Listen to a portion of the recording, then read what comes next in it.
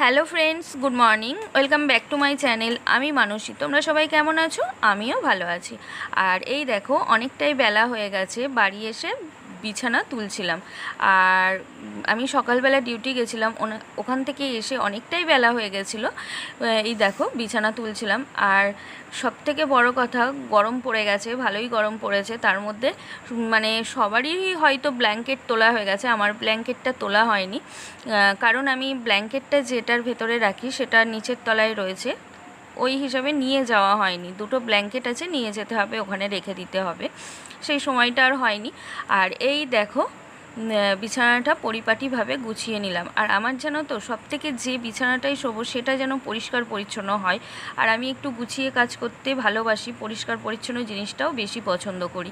তারপরে এই দেখো ভাত বসিয়ে দিয়েছি, উচ্ছে আলু ভাতে দিয়েছিলাম, ভাতও হয়ে এসছে। আর এখানে তোমরা একটা গ্লাস আর চামচ দেখতে পাচ্ছ, বাড়ি এসে ছাতু খেয়েছিলাম। আর এটা হলো আমার রান্নাঘরের ছাদ, দেখতেই পাচ্ছ রেলিং খসে পড়েছে। কারণ তোমাদের দাদাভাই যদি থাকতো তাহলে আর এটার এরকম অবস্থা হতো না, কারণ তোমাদের দাদাভাই আমাদের ছেড়ে অনেক দিন আগেই চলে গেছে। সেই জন্যই এরকম অবস্থা। কারণ সব কিছুর জন্য একটা পুরুষ মানুষ অবশ্যই দরকার বাড়িতে, সেই পুরুষ মানুষটাই যেখানে নেই, ওই জন্যই এই রকম অবস্থা। আর এই দেখো তোমাদের আমি বলছিলাম, আমি ডিউটি গেছিলাম, ওখান থেকে আসার সময় বাজার করে নিয়ে এসেছি। কারণ আমার বাজার করবে কে, সবটাই আমাকে একা হাতে সামলাতে হয়। সব কিছু যদি না বাজার করি তাহলে আর খাওয়া হবে না। কারণ আমি একদিন উপোস করে থাকতে পারবো, কিন্তু আমার ছেলেটা তো থাকতে পারবে না। ওই জন্য সব কাজ আমাকেই গুছিয়ে করতে হয়। আর আমাকে কয়দিন ধরেই ছেলে বলছিল, মা একটু পুঁই শাক নিয়ে আসবে। ও পুঁই শাক খেতে ভীষণ ভালোবাসে, আর কুমড়োর তরকারি খেতে ভীষণ ভালোবাসে। আর কুমড়ো দিয়ে যদি পুঁই শাক রান্না হয় আর সব রকম সবজি দিয়ে ভীষণ ভালোবাসে, ওই জন্যই নিয়ে এসে দিয়েছিলাম। আর এই দেখো আমি ভাতও বেড়ে নিয়েছি, দুজন মিলে খেয়ে নেবো সকালবেলা। আর আমার ছেলের একটা অভ্যাস কী বলো তো, রোজ সকালবেলা ওকে ভাত দিলে ভাত মেখে চটকে দিতে হবে। অনেকে আছে পছন্দ করে না, কিন্তু ও মানে এই জিনিসটাই বেশি পছন্দ করে যে ওকে মেখে দিতেই হবে। আর তারপরে এই দেখো আমি দুপুরে রান্না বসিয়ে দিয়েছিলাম, পটল ভাজা হচ্ছিল।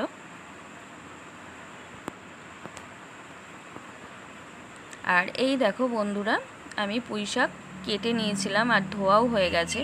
আর তোমরা দেখতেই পেলে, তোমাদের আমি বললাম ওটা আমার রান্নাঘরের ছাদ, কারণ আমার নিচে রান্নাঘর। তোমাদের এর আগেও বলেছি একটা ফ্যামিলি রয়েছে, তাদের সব কিছু হয়ে গেছে, কিন্তু তারা এখনও পর্যন্ত আমার রান্নাঘরটা ছাড়েনি, কী কারণে জানি না। আর এই দেখো তরকারি হচ্ছে। আর এটা জানো তো খোলা বারান্দা, আমার ঘরের সামনে যে বারান্দাটা, ওই বারান্দায় আমি রান্না করি। তোমাদের দাদাভাই থাকতেই রান্না করতাম। আর এই দেখো আমার দুপুরে রান্নাবান্না সব কমপ্লিট হয়ে গেছে, পটল ভাজা, আর এই দেখো চিংড়ি মাছের ঝাল করেছি, আর এই দেখো পুঁই শাক দিয়ে চিংড়ি মাছ দিয়ে তরকারি করেছি।